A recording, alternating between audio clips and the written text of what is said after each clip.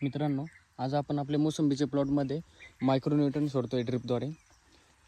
बघा मित्रांनो, सूक्ष्म अन्नद्रव्य पण तेवढंच गरजेचं आहे आपल्या फळबागाला, जेवढं की आपण प्रथम अन्नद्रव्य सोडत असतो.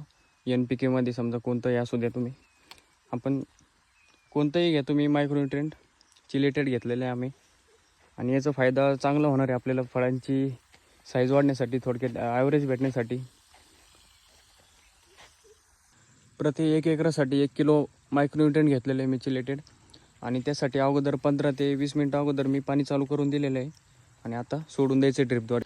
आणि काय होतं मित्रांनो, 1-2 वर्षापासून आहे ना, मोसंबीला भाव नसल्यामुळे किंवा भाव कमी असल्यामुळे खूप जास्त लोक त्याच्यावर दुर्लक्ष करत आहे मोसंबीकडं.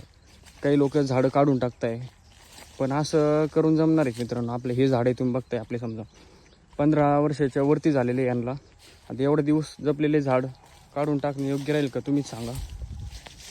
जेवढं आपल्या हातात आहे ना, आपण तेवढं केलंच पाहिजे 100%. कारण आता पुढचं आपल्याला, मला पण माहीत नाही पुढं किती भाव राहील मोसंबीला, काय राहील. पण तरी पण मी माझं काम करतो आहे, जे माझ्या हातात आहे मी करतो आहे. आणि काय 2 रुपये देऊन जाणार आहे ना आपल्याला, लगेच लॉस थोडी होणार आहे आपण याच्यामध्ये. एवढं पण आपल्याला खर्च नाही मोसंबीला. त्यामुळं थोडं दुर्लक्ष करू नका, मोसंबीकडे लक्ष द्या. आणि खूप लोकांनी झाडं काढलेले पण आहे, पुढं भविष्य बदलू बी शकतं मोसंबीचं, काय सांगू शकत नाही त्याचं.